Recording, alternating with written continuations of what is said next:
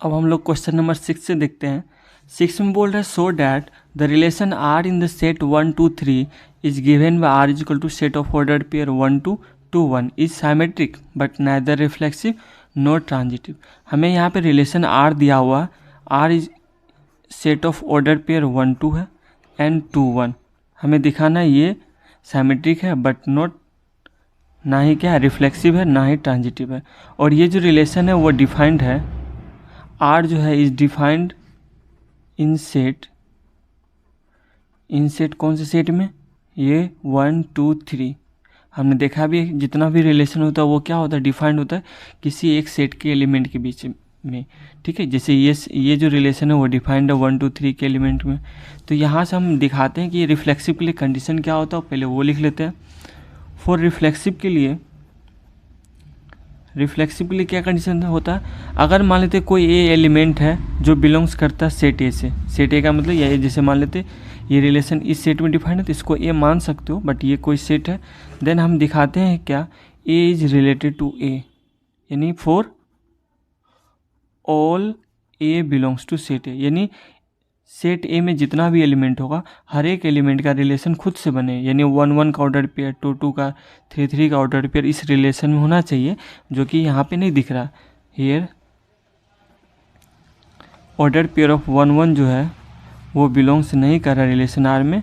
सो ये आप थोड़ा सा एक्स्ट्रा में लिखना चाहोगे तो ये लिख सकते हैं, here 1 belongs to set A but order pair of 1 1 जो है वो बिलोंग्स नहीं कर रहा रिलेशन आर में। सो आर जो है, आर इज नॉट रिफ्लेक्सिव। ठीक है, सिंपल है, इसको देख लिए। नेक्स्ट देखते हैं, फॉर सिमेट्रिक के लिए क्या कंडीशन होता है वो देखते हैं। सिमेट्रिक के लिए कंडीशन ये है कि if A is related to B then हम दिखाते हैं कि B is also related to A, है ना।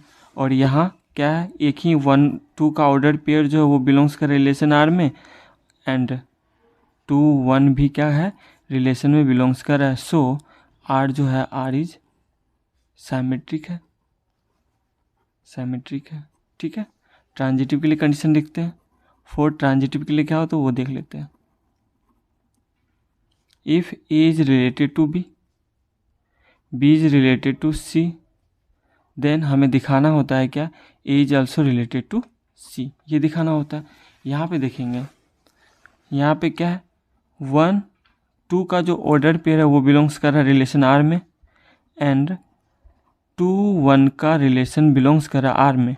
बट देखिए ये इसको ए माने, इसको बी माने, यहाँ भी क्या है बी है, और यहाँ पे ए मानो या सी माने कोई दिक्कत, चूँकि ये रिपीट हो रहा है तो सी भी मान सकते हैं। तो इस कंडीशन में अगर इसको हम सी मानते हैं तो 1 1 का ऑर्डर पेयर जो है वो इस रिलेशन में बिलोंग्स कर ही नहीं रहा, ये क्या है बिलोंग्स नहीं कर रहा आर में। So R is not transitive, R क्या ट्रांजिटिव नहीं है।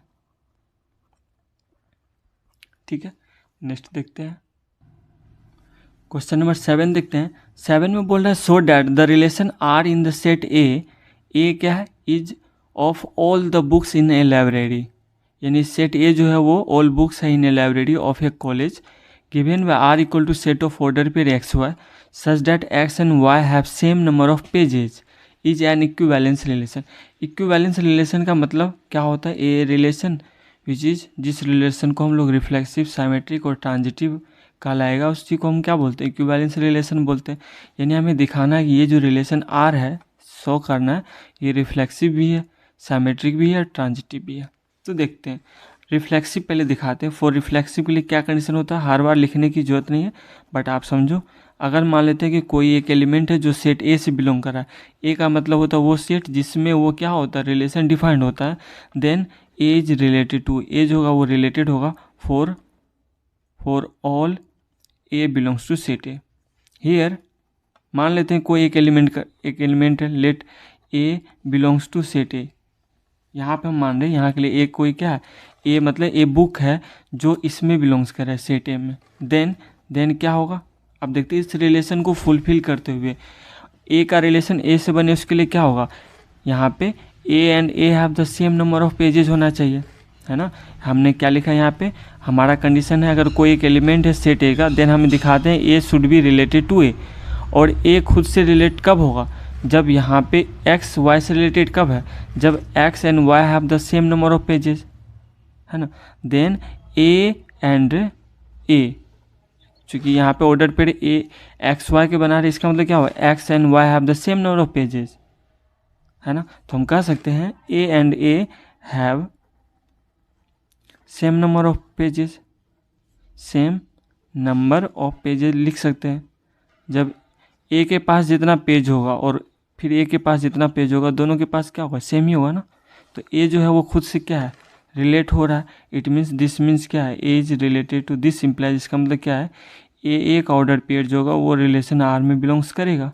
सो आर जो है, आर इज रिफ्लेक्सिव है, आर इज रिफ्लेक्सिव। नेक्स्ट देखते हैं फॉर साइमेट्री के लिए। फॉर साइमेट्रिक के लिए क्या होता है, if A is related to B then this implies क्या, B is also related to A, ठीक है ना। तो यहाँ पे A is related to B, इसका मतलब क्या हो गया, लेट कर लेते हैं, लेट कर लेते हैं ए एंड, यहाँ पे ए है और ये sorry, A and B belongs to set A, ठीक है।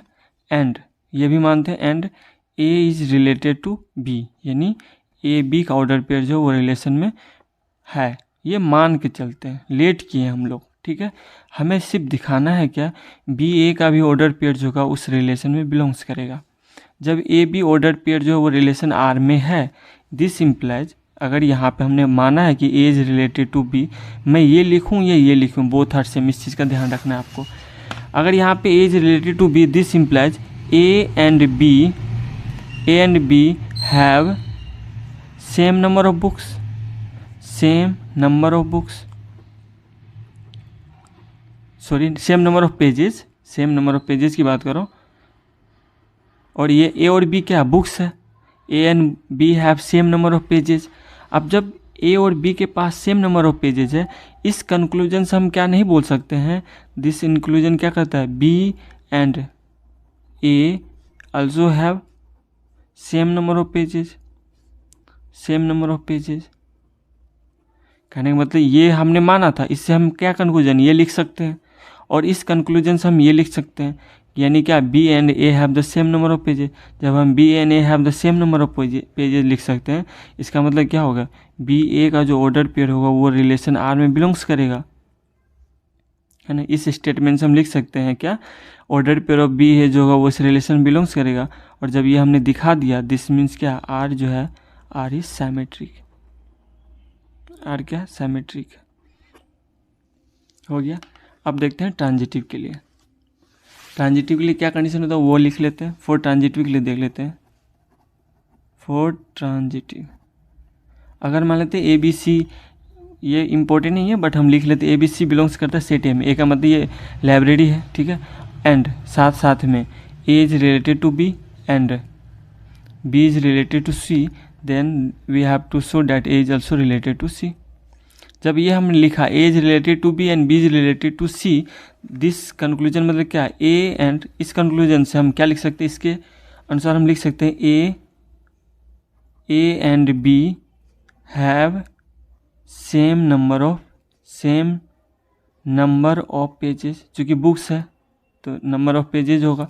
और इससे हम क्या लिख सकते हैं, चूँकि स्पेस कम हो रहा है, एक सेकेंड रुकिए, मैं पेज, यहाँ पे हम क्या लिख सकते हैं, ये हमने दो माना है, A is related to B, A is related to B, इससे हम क्या लिख सकते हैं, A and B have same number of pages, ठीक है।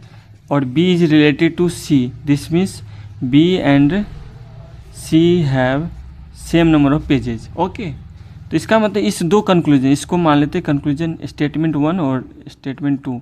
तो इसका मतलब ए और बी के पास सेम नंबर ऑफ पेजेज हो और बी और सी के पास सेम नंबर ऑफ पेजेज है। इससे हम कह सकते हैं कि A and C have from 1 and 2, 1 and 2 conclusion है, या जो स्टेटमेंट बोल सकते हैं, हम कह सकते हैं we can say that, say A and C have same number of pages, same number of pages बोल सकते हैं। और जब ये बोल सकते हैं, इसमें ये स्टेटमेंट हम जब लिख सकते हैं, इसका मतलब क्या है, ए सी का जो ऑर्डर पेयर है वो बिलोंग्स का रिलेशन आर में, हमने ये माना था कि A is related to B, B is related to C, और हमने दिखा दिया A is also related to C. This conclusion means क्या हो गया, आर जो हो गया आर इज ट्रांजिटिव हो गया। ये दिखाना भी था और ये क्या हो गया, ट्रांजिटिव हो गया। अब हम लोग क्वेश्चन नंबर 8 देखते हैं। 8 में बोल रहा है so that the relation R in the set A equal to 1 2 3 4 5 given by R is equal to set of order pair A B such that modulus of A minus B is even is an equivalence relation. ये हमें दिखाना है। फिर so that ये हम फिर बाद में देखते हैं। फिलहाल यहाँ पे हमें दिखा देते हैं कि जो रिलेशन जो डिफाइंड है इन सेट 1 2 3 4 5 ये क्या है, इक्विवेलेंस रिलेशन है। इक्विवेलेंस रिलेशन का मतलब होता है कि वो जो रिलेशन होगा वो क्या होगा, रिफ्लेक्सिव, सिमेट्रिक, ट्रांजिटिव तीनों होगा। तो हम यहाँ पे दिखाते हैं। यहाँ पे जो रिलेशन आर दिया हुआ है, R is equal to set of ordered pair क्या है, ए बी है, such that modulus of A minus B is even है।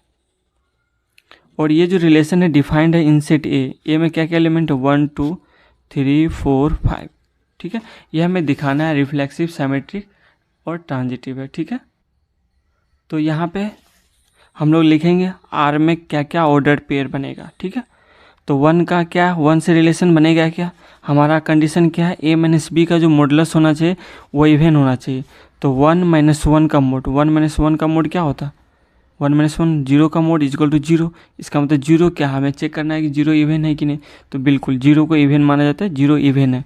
इसका मतलब 1 का क्या होगा, 1 के साथ पेयर बनेगा, ऑर्डर पेयर बनेगा।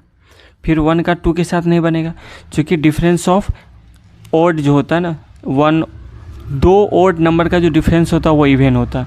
तो 1 के 3 के साथ पेयर बनेगा, फिर 1 का 5 के साथ, यानी 2 ऑड नंबर का जो डिफरेंस होता है वो क्या होता है, इवन होता है। या 2 इवन नंबर का जो डिफरेंस होता है वो क्या होता है, इवन होता है।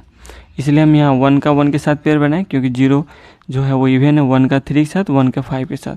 फिर यहाँ पे 2 का किसके साथ बनेगा, 2 के साथ, फिर 2 का इवन नंबर 4 के साथ और हो गया। फिर 3 का किसके साथ, 3 का 3 के साथ बनेगा। उससे पहले 3 का 1 के साथ भी बनेगा, क्योंकि ये दोनों ऑड नंबर है। ऑड नंबर का जो डिफरेंस होगा वो क्या होगा, इवन होगा। और मोड कर देंगे तो वो बिल्कुल नेचुरल इवन नंबर होगा।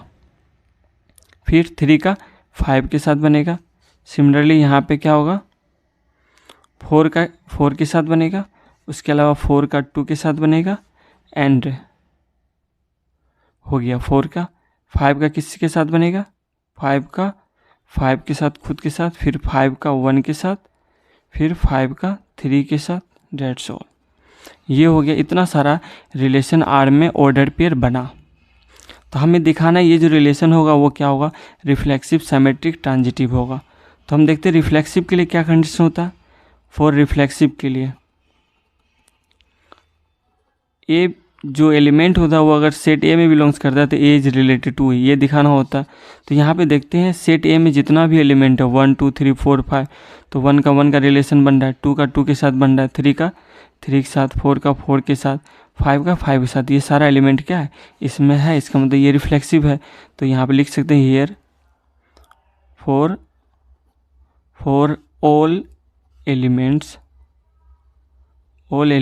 ए that belongs to set A is related to A. ये क्या है, ए जो है वो रिलेटेड है ए से, यानी ए एक ऑर्डर पेयर रिलेशन आर में बिलोंग्स करे, ये भी लिख सकते हैं। ए ऑर्डर पेयर जो है वो रिलेशन आर में है। सो आर जो है आर इज रिफ्लेक्सिव, आर क्या रिफ्लेक्सिव है। ठीक है, दूसरा कंडीशन ये भी है, हम यहाँ पे लेट कर लेते हैं क्या, ए जो है वो रिलेशन नॉट रिलेशन, ए जो है वो सेट ए में बिलोंग्स कर रहा है। देन क्या होगा, ए माइनस ए का जो मोड होगा वो इक्वल टू 0 होगा, और 0 जो है वो क्या है, इवन है। इसका मतलब ये जो है ए के साथ क्या कर रहा है, इस कंडीशन को फुलफिल कर रहा है जो कि इवन है। इसका मतलब क्या है, ए जो है रिलेटेड है ए से। जब A is related to A, it means क्या हो गया, आर जो हो गया आर इज रिफ्लेक्सिव। आर क्या है, रिफ्लेक्सिव है। ये हम एक जनरल फॉर्म लिख दिए। ठीक है, बट हमें रिलेशन आर में ए जो है वो एलिमेंट्स दे रखा 1 2 3 4 5, इस तरह से हम लिख लेंगे ताकि ये मेरा क्या होगा, सारा ऑर्डर पेयर लिस्ट हो गया, आसान हो गया। ठीक है, नेक्स्ट देखते हैं सिमेट्री के लिए क्या है। फॉर सिमेट्री के लिए क्या कंडीशन है, फॉर सिमेट्री के लिए if A is related to B then B is also related to A, ये दिखाना होता है। यहाँ पे देखते हो 1 3 का पेयर बना तो 3 1 का भी कहीं होगा, 1 5 का बना तो यहाँ पे 5 1 का भी बना। तो कुल मिला के क्या है, यहाँ पे हम कह सकते हैं here too when A is related to B then B is also related to A, ये भी हम लिख सकते हैं। क्योंकि एक दो एग्जाम्पल देने की जरूरत नहीं कि 1 here to 1 3 also belongs to relation R and 3 1 जो है ऑर्डर पेयर वो क्या कर रहा है, रिलेशन आर में बिलोंग्स कर रहा है, ये भी लिख सकते हैं, ठीक है। बट एक जनरल फॉर्म अगर हम ले चले तो लेट कर लेते हैं क्या, यहाँ पे ए जब रिलेटेड है बी से, इसका मतलब क्या हो गया, ए माइनस बी का जो मॉडुलस है वो क्या है, इवन है ना। ए माइनस बी का जो मॉडुलस है वो क्या है, इवन है। अब देखते हैं, हम दिखाते हैं कि बी भी क्या होगा, ए से रिलेटेड होगा, यानी बी माइनस ए का जो मॉडुलस होगा वो भी इवन होगा। इसके लिए क्या करते हैं, मोड के अंदर ही हम लोग ब्रैकेट से बाहर माइनस कॉमन ले लेते हैं, ये क्या हो जाएगा माइनस ए और ये प्लस बी हो गया। क्योंकि इसी को हम ब्रेक करके लिखें, इसका मतलब ये भी क्या होगा, इवन ही होगा। अब क्या हो गया, ये माइनस से बाहर करेंगे तो ये पॉजिटिव हो जाएगा, मोड में बचेगा माइनस ए प्लस बी, यानी प्लस को पहले लिखते, बी माइनस ए मोड जो होगा वो भी इवन हो गया। जब बी माइनस ए का मोड भी इवन है, इसका मतलब क्या है, B is also related to A. जब हमने माना था A is related to B, इसका मतलब B is also related to A. This means R जो है, आर इज ये क्या है, साइमेट्रिक है, साइमेट्रिक है। ट्रांजिटिव के लिए देख लेते हैं, जब 1 is related to 3 3 is related to 3, it means 1 3 का भी पेयर हमको कहीं ना कहीं दिख रहा होगा, ये जो है ही। जब 1 इज रिलेटेड टू 3 और उसके बाद 3 इज रिलेटेड टू 5, देन 1 5 का भी होना चाहिए, तो यहाँ पे 1 5 तो कहीं ना कहीं होगा जो कि यहाँ पे है, मतलब ये ट्रांजिटिव भी है। तो हम कह सकते हैं ये फॉर ट्रांजिटिव के लिए कंडीशन देख लेते हैं। फॉर ट्रांजिटिव के लिए क्या कंडीशन होता है, if A is related to B and B is related to C, then हमें दिखाना होता है A is also related to C, जो यहाँ हमको दिख भी रहा। बट जनरल के लिए अगर हम लोग लिखे, लेट कर लेते हैं हियर, यहाँ के लिए ए इज रिलेटेड टू बी, इसका मतलब क्या हो गया, ए माइनस बी का जो मॉडुलस होगा वो क्या होगा, इवन होगा। और जब बी इज रिलेटेड टू सी, इसका मतलब क्या हो गया, बी माइनस सी का भी मॉडुलस क्या होगा, इवन होगा, है ना। ए माइनस बी का मोड इवन है, इसका मतलब मोड से जब ये बाहर निकालेंगे तो ये क्या होगा, ए माइनस बी जो होगा वो इवन होगा और बी माइनस सी भी क्या होगा, इवन ही होगा, ठीक है ना। हमें दिखाना है कि A is also related to सी, इसका मतलब ए माइनस सी का मोड भी क्या होगा, इवन होगा। ये फर्स्ट मेरा स्टेटमेंट था, ये सेकंड है। ए माइनस बी का मोड है तो मोड से बाहर निकालते ए माइनस बी होगा, है ना। और ये बी माइनस सी क्या होगा, B minus C is equal to even होगा। इस दोनों को जब हम ऐड करेंगे तो ये क्या होगा, minus B plus B cancel हो गया, यानी ए माइनस सी जो हो गया वो क्या होगा, इवन हो गया। इसका मतलब ए माइनस सी का मोड भी होगा वो क्या होगा, इवन होगा। और जब ए माइनस सी का मोड भी इवन है, इसका मतलब ये इम्प्लाइज करता है कि A is also related to C. और जब ए सी से रिलेटेड है, दिस कंक्लूजन, ये हमें स्टेटमेंट बताता है कि आर जो है, आर इज ऑल्सो ट्रांजिटिव। और जब आर ट्रांजिटिव है, इट मीन्स आर जो है, रिलेशन आर जो है वो रिफ्लेक्सिव, सिमेट्रिक एंड ट्रांजिटिव तीनों है। डैट मीन्स आर जो है वो इक्विवेलेंस रिलेशन है, यही दिखाना था हमें, ठीक है। नेक्स्ट यहाँ इसके बाद ये भी दिया हुआ है, so that all the elements of set 1 3 5 का जो सेट होगा वो रिलेटेड टू ईच अदर, एक दूसरे से रिलेटेड है। And all the elements of 2 4 जो है वो related to each other but no elements of, तो हमें ये दिखाने के लिए हम स्टेटमेंट लिख लेते हैं।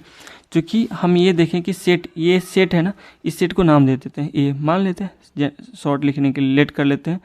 ये जो सेट है 1 3 5 वो क्या है, ए। और ए में जितना भी एलिमेंट है वो सारा का सारा ओड है, और दो ओड नंबर का जो डिफरेंस होता है हमेशा इवन होता है, और इवन होने का मतलब इस स्टेटमेंट को वो सेटिस्फाई कर रहा है। तो इसके लिए हम स्टेटमेंट लिख लेते हैं कि since every element of set A लिखें या ये लिखें, of A is odd numbers and difference जो होता है, डिफरेंस ऑफ 2 ओड नंबर जो होता है, 2 ओड नंबर इज ऑलवेज क्या होता है, इवन होता है। सो क्या होगा, मॉडुलस जो होगा, modulus of difference, modulus of किसका, a माइनस बी, यानी modulus of difference of two elements of set A will even, वो क्या होगा, इवन होगा। हेंस every element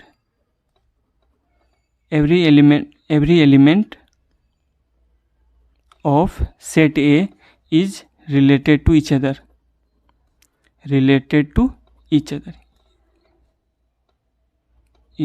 ये लिख सकते हैं, ये स्टेटमेंट लिख सकते हैं, ठीक है। नेक्स्ट बोल रहा है क्या, and all the element of 2 4, same यहाँ भी है, क्योंकि यहाँ इस सेट का भी क्या, इसको हम लोग V मान लेते हैं, B = 2 4 है, ये माने ना माने आप 2 4 जहाँ पे ए लिखे इसके बदले यही लिख लो, कोई दिक्कत नहीं। अब इसके लिए भी हम ये लिखेंगे, since every element of B is even number and difference of 2 even number जो होता है वो हमेशा इवन होता है, so modulus of difference of 2 elements of set B जो होगा वो भी क्या होगा, इवन होगा।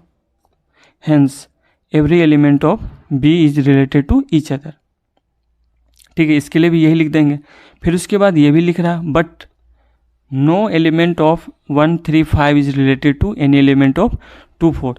अब इसको इससे रिलेट नहीं कर सकते, क्योंकि difference of even number and odd number जो होता है वो क्या होता है, ऑड होता है, जो क्या है इस कंडीशन को सेटिस्फाई नहीं कर रहा है। तो इस स्टेटमेंट के लिए हम लिखेंगे, सिंस डिफरेंस होता है difference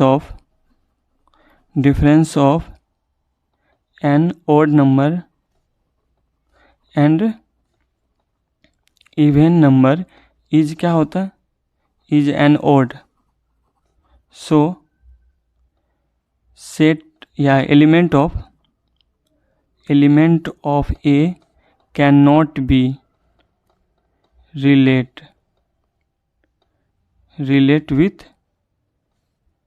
with element of set B, ये स्टेटमेंट लिख सकते हैं, ठीक है। ये था क्वेश्चन नंबर 8। अब हम लोग क्वेश्चन नंबर 9 देखते हैं। 9 में बोल रहा है, so that each of the relation R in the set A equal to क्या दिया हुआ है, set of all X belongs to Z, integer है, सच डैट एक्स का जो वैल्यू है वो 0 से बड़ा और बराबर है एंड 12 से लेस एंड इक्वल है, इज गिवन बाय रिलेशन, ये दिया हुआ है। तो यहाँ पे हम लोग देख लेते हैं, यानी सेट ए जो है वो क्या है, सेट ऑफ ऑल इंटीजर्स है और एक्स का वैल्यू जो है वो 0 से लेकर 12 तक है, 1 2 3, ये कहाँ तक, 12 तक दिया हुआ है। और इस सेट में क्या है, एक रिलेशन डिफाइंड है जो क्या है, set of ordered pair A B है, such that A minus B का जो मोड है इज ए मल्टीपल ऑफ 4 है, ये क्या है, मल्टीपल ऑफ 4 है, ठीक है।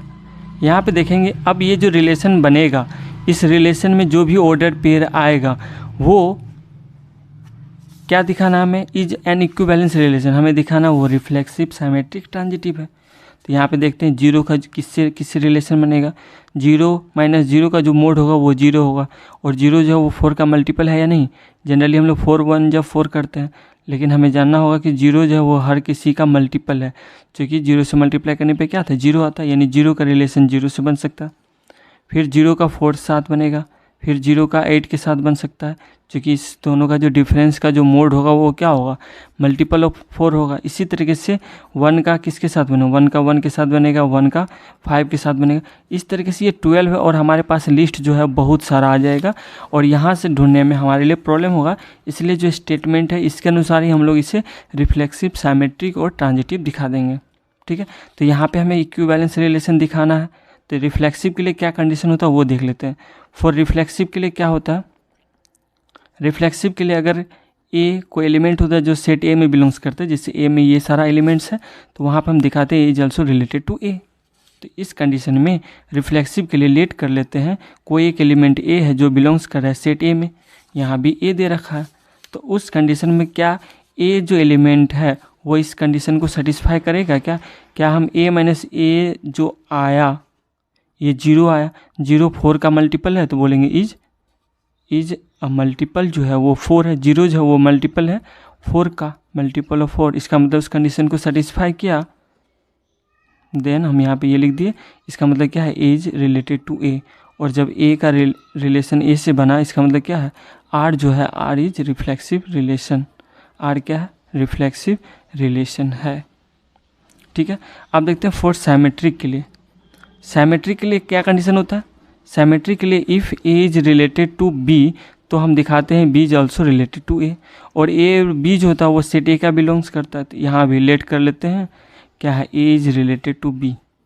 जब ए बी से रिलेटेड है, इससे ये हम कह सकते हैं क्या, ए माइनस बी का जो मोड है वो क्या है, इज अ मल्टीपल ऑफ 4, ये क्या है, मल्टीपल ऑफ 4 है। ठीक है, अब इससे इस स्टेटमेंट से हम दिखाएंगे कि B is also related to ए।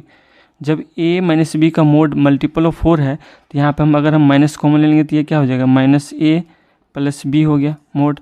इसका मतलब माइनस ये बाहर कर लेंगे तो प्लस ही होगा, इट मीन्स ये क्या होगा, बी प्लस में तो बी माइनस ए जो होगा इज, यही है, इसी को हम ये लिख दिए, और ये क्या है, मल्टीपल ऑफ 4 है ही।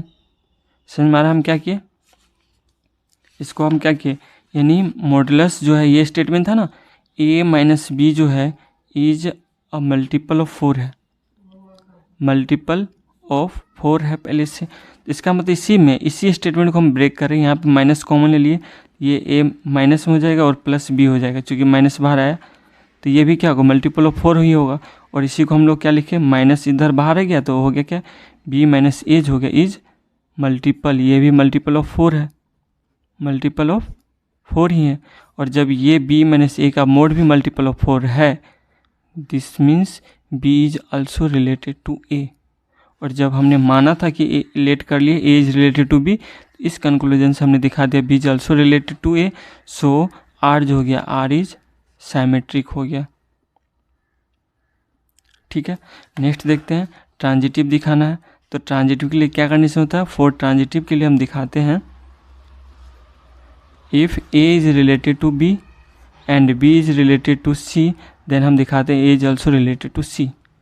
तो हम यहाँ पे मान लेते हैं क्या, a is related to b है, तो इसका मतलब a जब b से रिलेटेड है, इसका मतलब a माइनस b का जो मोड होगा वो क्या होगा, इवन होगा। और b माइनस, ये भी मानना होता है, दो मानना होता है, a अगर a is related to b and b is related to c, then दिखाते हैं a is also related to c। तो हम दो मानेंगे, a is related to b and b is related to c। इसका मतलब b माइनस c का mod भी क्या होगा, इवन होगा।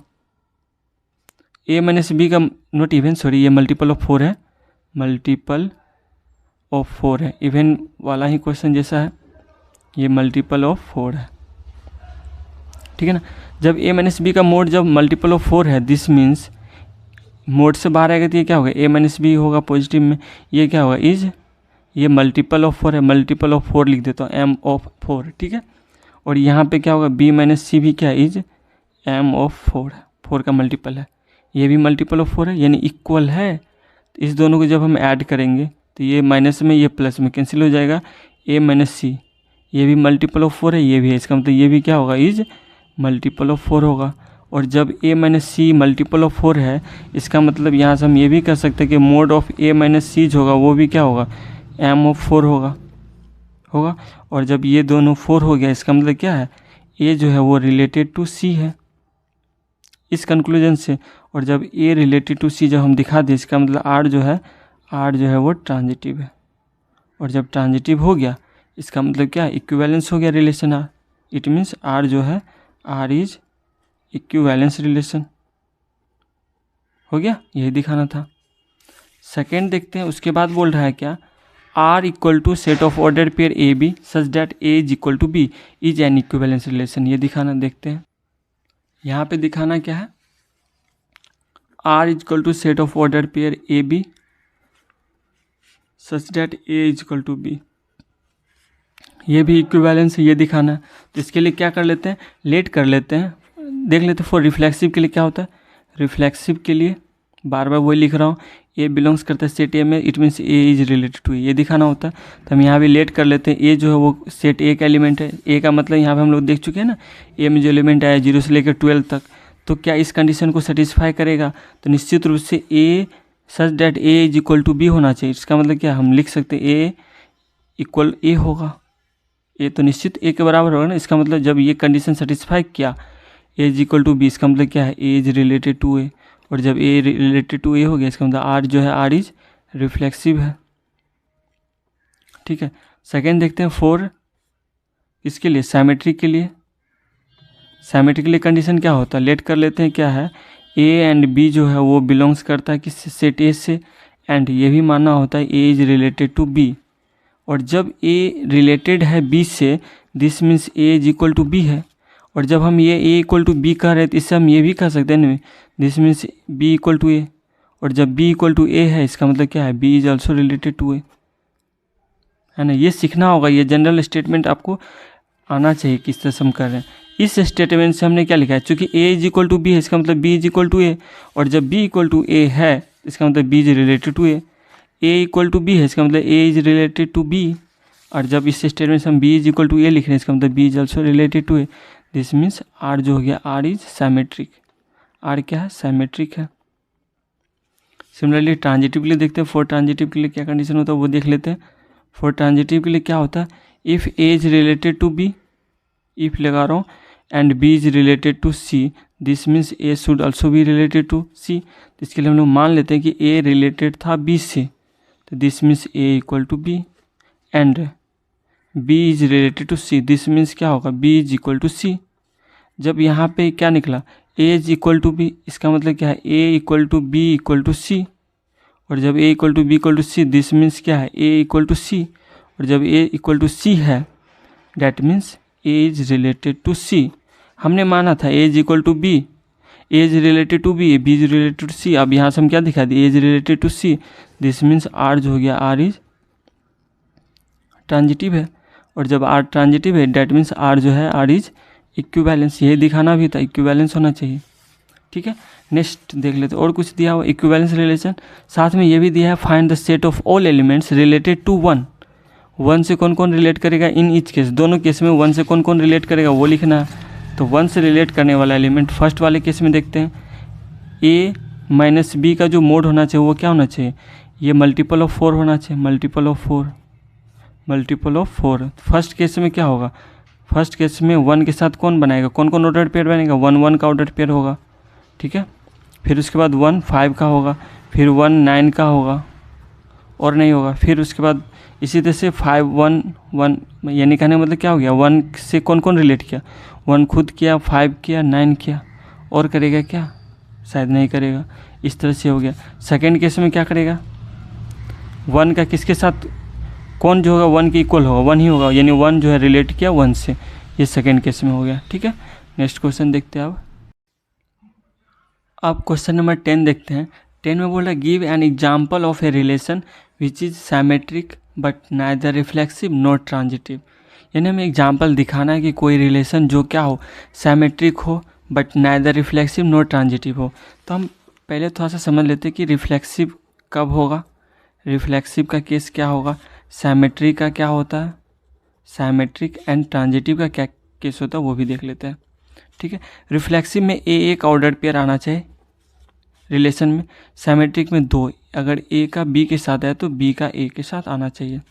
ट्रांजिटिव में ए का बी के साथ, बी का सी के साथ, देयर आफ्टर ए का सी के साथ भी आना चाहिए। ये कंडीशन हम लोग देखते आ रहे हैं, ट्रांजिटिव होगा। और सिमेट्रिक में ए का बी के साथ तो बी का ए के साथ, और रिफ्लेक्सिव में ए का ए के साथ, ठीक है। तो यहाँ पे हम लोग देखते हैं क्या करना है, हमें एग्जाम्पल देना उस रिलेशन का जो क्या है, सिमेट्रिक हो। सिमेट्रिक होने का मतलब क्या होगा, ए बी और बी ए का आना चाहिए। तो यहाँ पे रिलेशन आर को एग्जाम्पल लेने के लिए हम ले सकते हैं 2 1 एंड 1 2, ठीक है।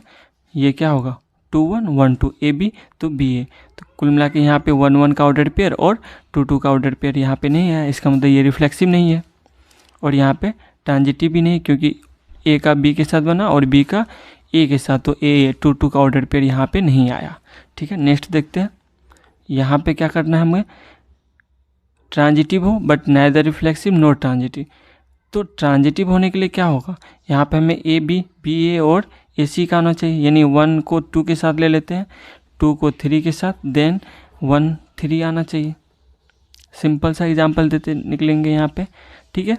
ये क्या हो गया, ये ट्रांजिटिव तो है, क्योंकि ए का बी के साथ, बी का सी के साथ, देयर आफ्टर ए का सी के साथ, ये क्या है ट्रांजिटिव है। बट नाइदर रिफ्लेक्सिव नहीं है, क्योंकि 1 1 2 2 का नहीं है, ना ही सिमेट्रिक है, क्योंकि 1 2 आया तो 2 1 नहीं है। नेक्स्ट देखते हैं, ये थर्ड में क्या है, रिफ्लेक्सिव होना चाहिए एंड सिमेट्रिक होना चाहिए बट नॉट ट्रांजिटिव। तो यहाँ पे क्या होगा, रिफ्लेक्सिव होने के लिए 1 1 का, सो ये 1 2 के दे दिया, यहाँ पे 2 1 का भी देना होगा। क्यों? क्योंकि ये क्या है, सिमेट्रिक भी होना चाहिए। तो ये 1 2 का, 2 1 का, और साथ में हमें क्या देना होगा, यहाँ पे 1 1 का भी देना होगा, क्योंकि रिफ्लेक्सिव भी चाहिए, ये भी चाहिए।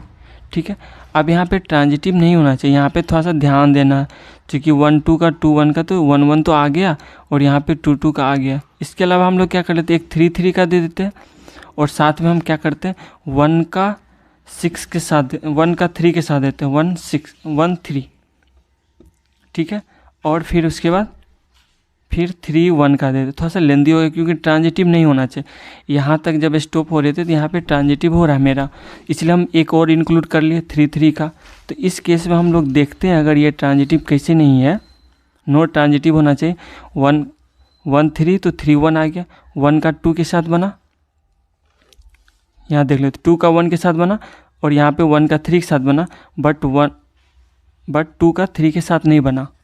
फिर से देख लेते हम लोग क्या किए, यहाँ पे थोड़ा सा लेंदी चला गया, बट आप ध्यान समझो, 2 का 1 के साथ बना और 1 का 3 के साथ बना, ये ए, ये बी, ये बी, ये सी, बट 2 3 कहीं नहीं दिख रहा है ना, तो मतलब ट्रांजिटिव नहीं है।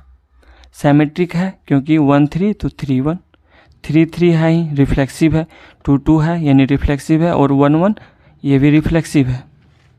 सिमेट्रिक 1 2 2 1 है, यानी ये सिमेट्रिक भी है और रिफ्लेक्सिव भी है, 1 1 2 2 3 3 भी है, बट ट्रांजिटिव नहीं है। क्यों? क्योंकि यहाँ पे देखते हैं ध्यान से, 2 का 1 के साथ बना, और यहाँ पे हम क्या किए, 1 का 3 के साथ बनाए, बट 2 3 का ऑर्डर पेयर नहीं है, मतलब ट्रांजिटिव नहीं है। ओके, अब नेक्स्ट देखते हैं, that should be reflexive and transitive. ये रिफ्लेक्सिव भी होना चाहिए और ट्रांजिटिव होने के लिए हमको क्या करना होगा, रिलेशन 3 एलिमेंट लेना होगा, इसलिए रिफ्लेक्सिव में हम लोग ले लेते हैं। हर बार 1 1 2 2 के अलावा आप कोई भी एलिमेंट ले सकते हैं। ठीक है, यहाँ पे हम लोग ले लेते हैं 1 1, फिर 2 2 3 3, क्योंकि 3 एलिमेंट चाहिए ट्रांजिटिव के लिए, ये ले ली। इसके अलावा क्या ले लेंगे हम लोग, यहाँ पे 1 2 का ले लेते हैं, 2 3 का ले लेते हैं, और 1 3 का ले लेते हैं। ये क्या होगा, ये रिफ्लेक्सिव तो यहाँ तक है ही, ट्रांजिटिव होने के लिए 1 2 2 3 और 1 3 आ गया, बट नॉट सिमेट्रिक क्योंकि 1 2 है बट 2 1 नहीं है। ठीक है, अब देखते हैं ये क्या होना चाहिए, रिलेशन जो होना चाहिए वो सिमेट्रिक एंड ट्रांजिटिव होना चाहिए बट नॉट रिफ्लेक्सिव। इसके लिए बहुत आसान है, ट्रांजिटिव भी होना चाहिए, तो ट्रांजिटिव के लिए ये ले लेते हैं 1 2 2 1। ये क्या हो गया, ये सिमेट्रिक है, ट्रांजिटिव होने के लिए 1 2 2 1 यानी 1 1 का लेना चाहिए। ठीक है, रिफ्लेक्सिव नहीं है क्योंकि 2 2 का ऑर्डर पेयर जो है यहाँ पे बिलोंग्स नहीं कर रहा है, इसलिए ये रिफ्लेक्सिव नहीं है। ठीक है, ये हमें एग्जाम्पल देना था, डिटेल में जाने की जरूरत नहीं है। ठीक है, ये था क्वेश्चन नंबर 10।